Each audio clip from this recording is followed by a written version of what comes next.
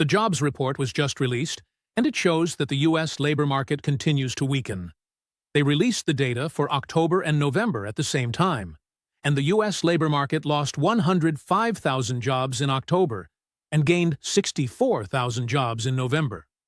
Now, I want you to take a look for yourself.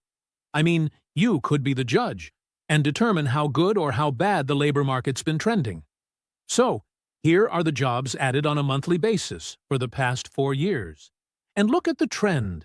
I mean, everybody knows that the labor market has been worsening over the past few years, but it's the past 6 months where things have really been taking a turn for the worse. I mean, as you can see, there's been job losses in the past 3 of the latest 6 months, and October was a brutally bad month with over 100,000 jobs lost.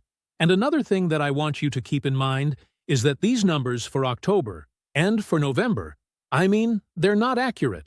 I don't think that's a surprise for most people. Most likely they're going to be revised downward, and most likely heavily. As a matter of fact, even Jerome Powell, who's the chair of the Federal Reserve, recently said that most likely these job figures are being drastically overstated. Powell said that he suspects that the job numbers are overstated by as much as 60,000 jobs per month. Anyways, everybody knows that the labor market is weaker than the government is reporting, which is why the Federal Reserve has been cutting interest rates in order to help the economy and to help the labor market. And we're going to take a look at how today's jobs report, affected the odds of an interest rate cut in January. Now, turning to unemployment, the rate of unemployment has now jumped up to 4.6%. Take a look at the chart. That is not good. And I just want to point out that Jay Powell, chair of the Federal Reserve, said that when it comes to the labor markets, the single most important data point is the rate of unemployment. And there you have it. I mean, look at the chart. It's looking very ugly. Now, here's something that I want to show you. I want to say that's very disappointing to me. So, wages are growing at a rate of 3.5%. And currently, the rate of inflation is around 6%. That means that wages are not keeping up with inflation. This means that most Americans continue to see pay cuts in 2025.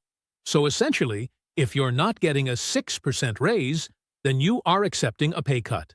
So I just want you to keep this in mind because when it comes time to negotiate your compensation, anything over 6%, a 6% raise would technically be considered a true raise. And I just want to point out that that would only be true if the rate of inflation stays about the same. However, the thing is that I expect the rate of inflation to sharply accelerate in 2026. Because you have to remember that the Federal Reserve has turned the money printers back on as of last Friday. Now, some people may erroneously say, "Brian, the rate of inflation is 3.0%. That's according to the government CPI inflation reports. So if wages are growing at a rate of 3.5%, then wages are growing faster than the rate of inflation." And I just want to respond to that by saying that that is completely incorrect. What you have to understand is that the CPI inflation report does not measure the change in prices. The CPI inflation report does not measure price inflation. The CPI inflation report measures the change in the cost of living, which is a completely different thing. Here's how the money supply has been growing. So, this is coming straight from the Federal Reserve's websites, and it is at an all-time record high. So, I want to zoom in for you to see the past 10 years. So, the money supply has been growing at an annualized rate of approximately 5% recently. But now, we have the situation where the money printers are turned back on, and interest rate cuts have been happening in Q4, and there's going to be more money loaned into existence, and we're going to be closer to 6% as of right now. Again, if your employer does not give you a 6% pay raise, then you are agreeing to a pay cuts and a lower standard of living for you and your family.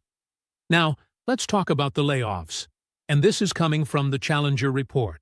From January to November, job cuts are up by 54% year over year, which is stunning. From January 2025 through November of 2025, employers have announced 170,821 job cuts. Again, that's up by 54% compared to January through November of 2024. For the month of November, here are the top 4 reasons why companies are cutting jobs. One of them was restructuring 20,000 to 217,000 jobs lost in November due to store unit or department closings. Another one was artificial intelligence, so AI, which was cited for 6,280 job cuts in November. AI has been responsible for 54,694 job cuts this year in 2025. And then there's market and economic conditions cited for 15,755 job cuts in November. And then there's, of course, DOGE. So the downstream effect has been responsible for more job losses in November. And here are the industries that have been cutting the most jobs in November. So please take a look. Perhaps you may be or you may know someone in one of these fields. At number 7, we have media. At number 6, non-profit organizations. And that's because nonprofits have been impacted because government funding it's been getting cut down. And number 5, retail. So this has been due to softening demand. I mean, I know that the governments, the politicians, central bankers, at the Federal Reserve, they've been saying that consumers are strong in resilience. However, consumers have been slowing down. It's been impacting retail. At number 4, we have the services sector. So this includes companies such as cleaning services, staffing companies, because the labor market is softening and outsourcing firms. And number 3, we have food companies. So one of the hardest hits within this industry has been food companies that handle beef products due to rising input costs. And number 2, tech companies. So we're still seeing the downsizing continue after the overhiring during the pandemic, but now, of course, they're calling it right-sizing rather than downsizing. And at number 1, the industry that's been hit the hardest in November has been telecommunications. So telecommunications it's been a really bad month for November when it comes to job cuts. So one example I want to show you is Verizon, and they've had some big job cuts in November due to restructuring in an attempt to save on costs. But I do want to tell you something. Like, I'm actually on Verizon, and let me know if you're on Verizon if you notice the same thing. But I feel like my coverage, I swear to you, it's getting worse and worse every year. I have low expectations, but Verizon just keeps on disappointing. I swear to you. Well, I guess Verizon's not going to offer me a sponsorship in the future, Oh, well, I'm just being honest. But this is from first-hand experience. Now, I want to show you how this jobs report has affected the odds of a future interest rate cut. The next Federal Reserve meeting is going to be on January 28th, and before the release of this jobs report, there was a 24.4% chance that the Federal Reserve would cut interest rates at that January meeting. Now, after the release of the jobs report, the odds did not change. They stayed exactly the same. I don't know if the market just shrugged off this report, or if there's a lag with the CME Fed Watch tool. So, normally there's not a lag, but I did notice that there was a lag last month in November after important data was released, but I'm going to keep you updated on the odds. But as of now, the odds still stand at a 24.4% chance of rate cuts at the January meeting.